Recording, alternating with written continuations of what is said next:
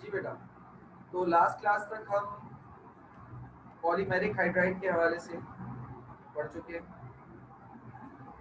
अब अगली हाइड्राइड की टाइप देखते हैं, नंबर थर्ड। तीसरी है बेटा हमारे पास कोवेलेंट हाइड्राइड। कोवेलेंट हाइड्राइड के हवाले से कोई कुछ बता सकता है?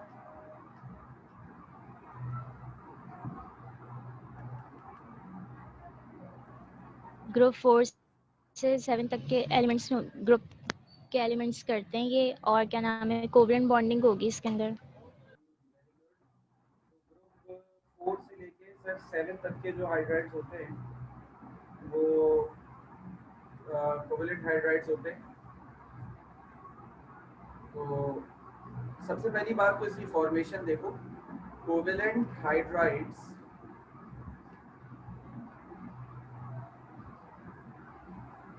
are formed by covalent bonding। Covalent hydrides कैसे बनते हैं? कोवेलेंट हाइड्राइड्स बनते हैं कोवेलेंट बॉन्डिंग से। ठीक है, सबसे पहली बात, these hydrides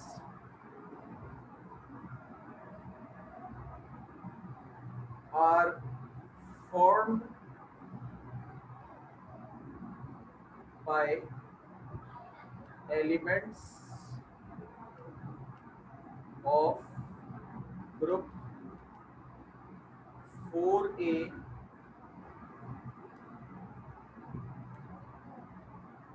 to group 7। Group 4A से लेकर ग्रुप 7A तक के जो एलिमेंट्स हैं वो ये हाइड्राइड बनाते हैं। ठीक है, अच्छा, ग्रुप 4A से लेकर 7A तक के तमाम एलिमेंट से आप लोग वाकिफ हैं, तो मैं उसके वो क्या होते हैं, कैसे होते हैं, मैं उसकी कहानियों के अंदर नहीं जा रहा। ठीक है, हम इसकी बात कर लेते हैं प्रिपरेशन की कि कोवेलेंट हाइड्राइड्स बनते कैसे।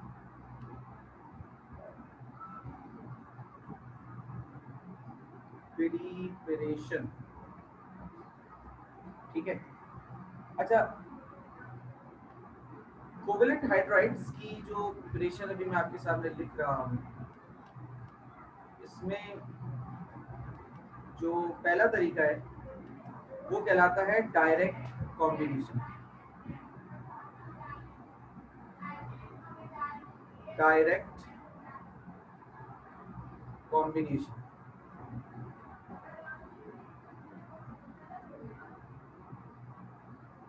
डायरेक्ट कॉम्बिनेशन के जरिए ये हो जाता है काम। अच्छा, ये डायरेक्ट कॉम्बिनेशन का फिनोमिना क्या है? देखो, डायरेक्ट कॉम्बिनेशन में एलिमेंट्स को हम डायरेक्टली मिलाते हैं, जैसे कि N2 + 3H2 हैबर-बॉश प्रोसेस पढ़ चुके हो। थोड़ा सा लाइट करता हूं।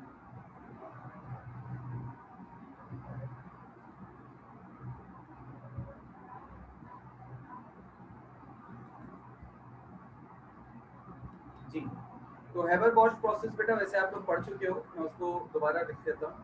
N2 + 3H2 will make 2NH3।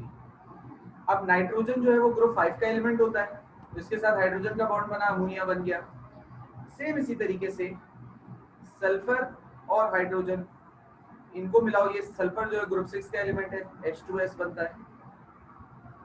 Same hydrogen और क्लोरीन को मिलाकर ये रिएक्शन सनलाइट की प्रेजेंस में होता है, HCl बनता है।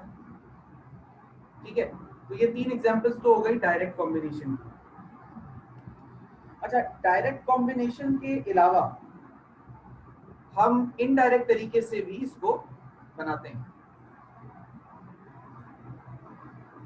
तो दूसरी हेडिंग हम देख लेते हैं,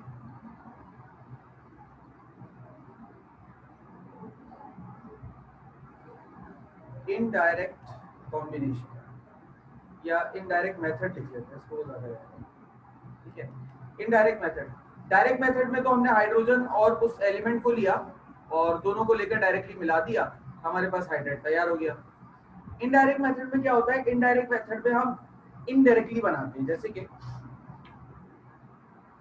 Al4C3 एल्यूमिनियम कार्बाइड एक कंपाउंड होता है, इस कंपाउंड को जब हम स्टीम से रिएक्शन करवाते हैं तो हमारे पास बनता है Al2O3 एल्यूमिनियम ऑक्साइड, और इस एल्यूमिनियम ऑक्साइड के साथ मीथेन गैस बनती है CH4। अच्छा, अब यहाँ कोई कंफ्यूज हो, सर ये तो आपने अभी आगे आप पढ़ाएंगे सर ये तो हाइड्रोकार्बन होता है, ऑर्गेनिक कंपाउंड, आज आप इसे हाइड्राइड में पढ़ा रहे हैं। बेटा मैंने ये कब मना किया कि ये हाइड्रोकार्बन नहीं होता? हाइड्रोकार्बन है ये, लेकिन हाइड्रोकार्बन बेसिकली हाइड्राइड भी तो है ना। हाइड्राइड की डेफिनेशन क्या है? Binary compound of hydrogen. और बाइनरी कंपाउंड ऐसे एलिमेंट्स को, ऐसे कंपाउंड को कहते हैं जिसमें दो एलिमेंट हो, एक हाइड्रोजन हो दूसरा कोई भी हो। तो इधर हाइड्रोजन के साथ कार्बन है तो it is a binary compound, इसलिए हम इसको पढ़ रहे हैं। CH3P2 ये कंपाउंड होता है, इसको भी अगर वाटर में या स्टीम से रिएक्शन कराते हैं, हॉट वाटर के साथ रिएक्शन होता है, नतीजे में हमारे पास कैल्शियम हाइड्रोक्साइड प्रोड्यूस होता है, और इसको ये 2 नहीं है 3 है, और साथ में 2PH3 बनता है। अच्छा, ये गैस है फॉस्फीन गैस, वॉरफेयर गैस कहलाती है, मेरे ख्याल से आंसू गैस ये होती है फॉस्फीन, ठीक है।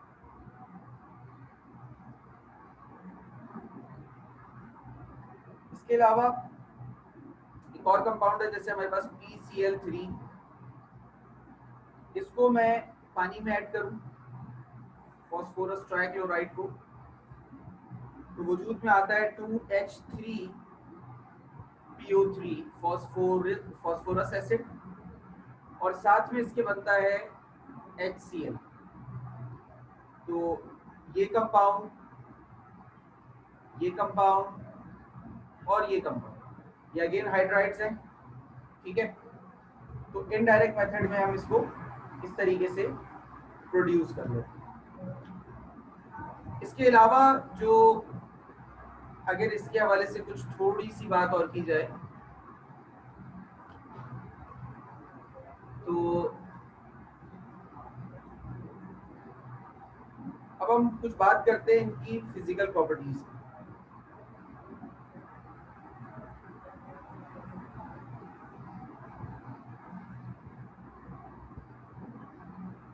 अच्छा, इनकी केमिकल प्रॉपर्टीज नहीं लिखवा रहा, उसकी वजह ये है कि बेटा ये इतने सारे कंपाउंड्स हैं, हर कंपाउंड का नेचर अलग है।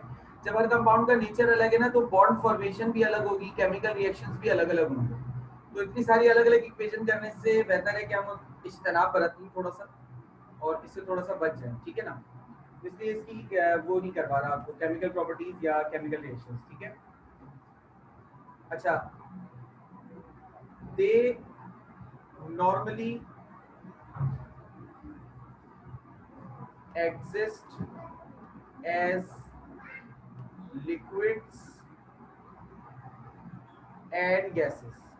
इनका जो वजूद हमें मिलता है ज्यादातर वो लिक्विड या गैस की सूरत में मिलता है, ठीक है।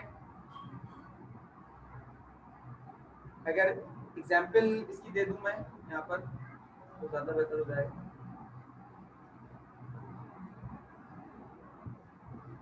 एग्जाम्पल ले लेते हैं, कुछ हाइड्राइड्स जो ग्रुप कोवेलेंट हाइड्राइड होते हैं, जैसे कि CH4 है, NH3 अभी हमने देखा और NH3 देखा, इसके अलावा H2S, ये हाइड्राइड्स क्या होते हैं? गैसेस होते हैं, ठीक है। अब अगर बात करें लिक्विड्स की तो HCl, HF, H2O, ये हाइड्राइड्स जो हैं वो लिक्विड्स होते हैं नेचुरली। अच्छा, जब हम किसी चीज की स्टेट की बात करते हैं ना बेटा, तो एक चीज जरा ध्यान में रखना कि हम नॉर्मल कंडीशंस पर वो कैसा है, हम स्टेट में इस बात की बात कर रहे होते हैं। अब पानी 100 डिग्री सेल्सियस पे लिक्विड नहीं होता, गैस होता है, ये सबको पता है।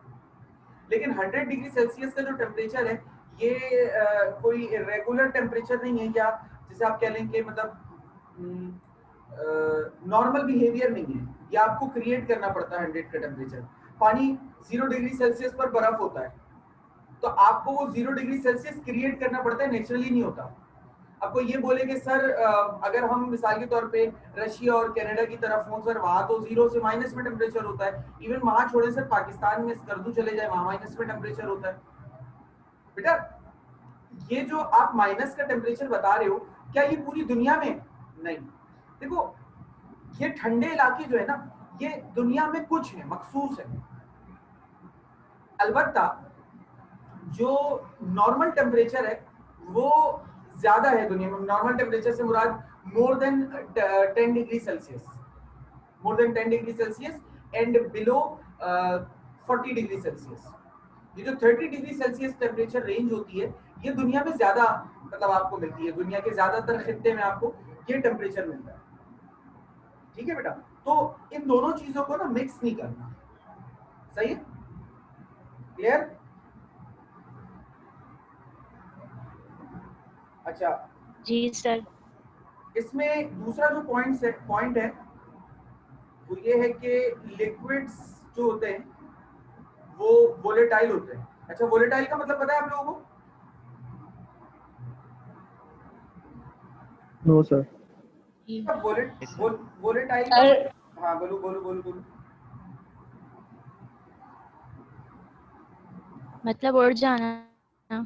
वोलेटाइल्स का मतलब होता है ऐसी चीज जो एवापोरेट हो सके। तो वो हाइड्राइड्स कोवेलेंट हाइड्राइड्स जो लिक्विड स्टेट में पाए जाते हैं वो दरअसल वोलेटाइल होते हैं। यानी कि आप उनको बॉईल ना भी करें तो भी वो उड़ जाएंगे। बेहतरीन मिसाल है पानी। अभी अगर किसी फर्श पे एक गिलास पानी गिरा दो तो ऐसा तो नहीं है कि उस फर्श के ऊपर पानी पड़ा ही रहेगा। पानी वक्त के साथ जैसे जैसे टाइम गुजरेगा पानी उड़ जाएगा हवा में। सही है बेटा? कोई सवाल इसमें? No sir. उसके अलावा एक बात ये कि they have low melting point and sir boiling point. जी बेटा। सारे लिक्विड वॉलेटाइल भी नहीं होते, आपने सारे लिख दिए। सारे ही वोलेटाइल होते हैं। सारे का मतलब पूरी दुनिया के सारे लिक्विड नहीं। सारे का मतलब जो कोवेलेंट हाइड्राइड के लिक्विड होते हैं ना, सिर्फ उनकी बात हो रही है। अब ऐसे तो एसीटोन भी एक लिक्विड है, अल्कोहल भी एक लिक्विड है, वो इसमें थोड़ी कंसीडर होता है। Yes sir. ठीक है, सिर्फ कोवेलेंट हाइड्राइड वाले जितने भी लिक्विड्स होते हैं सब वोलेटाइल होते हैं। ठीक है? Yes sir. अच्छा, आखिरी बात इनकी ये है नेचर के हवाले से कि इनका जो नेचर होता है, तो वो नेचर सर कैसा होता है। नहीं, इससे पहले एक बात और, दे आर कलरलेस कंपाउंड। जितने भी कोवेलेंट हाइड्राइड होते हैं ये कलरलेस होते हैं। They are colourless compounds. इसके अलावा इनके नेचर की बात करें तो ग्रुप 4A के जो हाइड्राइड्स होते हैं, ठीक है, ग्रुप 4A के हाइड्राइड्स न्यूट्रल होते हैं। ठीक है, ग्रुप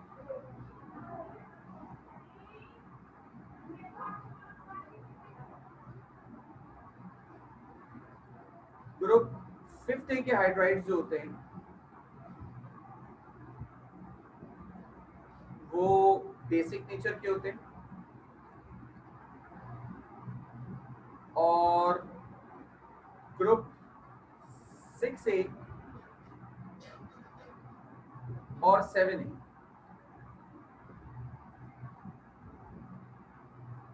ठीक है, ग्रुप 6A और 7A के जो हाइड्राइड्स होते हैं आर एसिडिक। ग्रुप 6A और 7A के जो हाइड्राइड्स होते हैं वो एसिडिक होते हैं। अच्छा, इसके अंदर एक एक्सेप्शनल केस है, वो मैं यहाँ मेंशन कर देता हूँ। Exceptional case, accept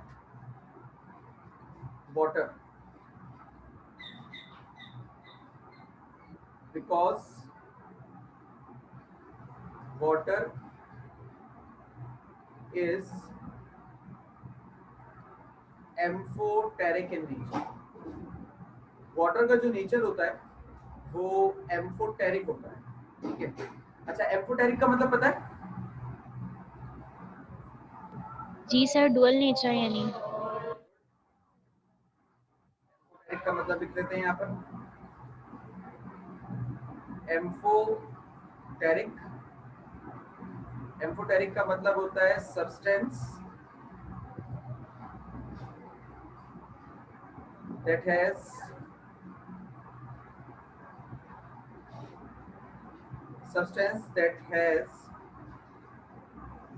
dual nature, एक ऐसी चीज जिसके अंदर दोनों तरह की नेचर हो, means acidic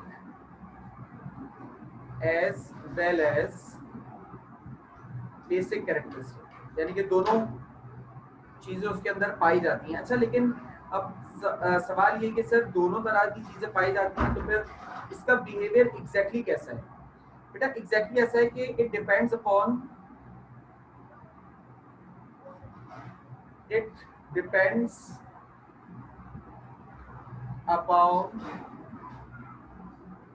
how you treat them. आप उसे ट्रीट कैसे करते हो, ठीक है, ये इस चीज के ऊपर डिपेंड करेगा कि आप इस चीज को ट्रीट कैसे कर रहे हो। अभी मैं इसको एक्सप्लेन आउट कर देता हूँ। एक इक्वेशन लिख रहा हूँ, देखो H2O को मैं HCl के साथ मिलाऊंगा, तो मैं थ्योरी के पीछे नहीं जा रहा।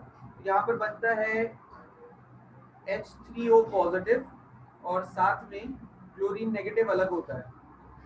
अच्छा, अब इसके पीछे जो कॉन्सेप्ट अप्लाई होता है वो कॉन्सेप्ट कहला रहा है ब्रॉन्स्टेड-लॉरे कॉन्सेप्ट भी कह सकते हो, लिविस कॉन्सेप्ट भी कह सकते हो।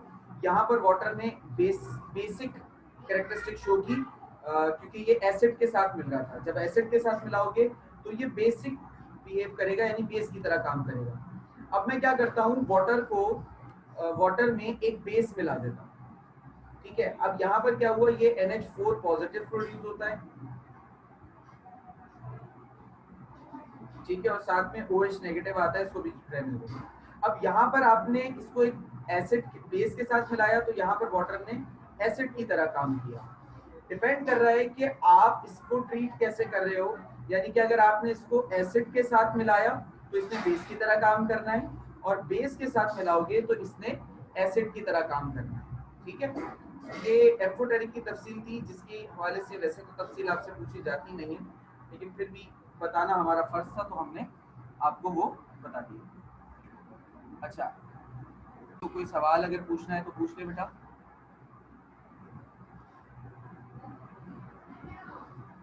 No sir. ठीक है बेटा, नो आज सर। के लिए इतना ही, बाकी बात इंशाल्लाह नेक्स्ट क्लास में। अल्लाह हाफिज।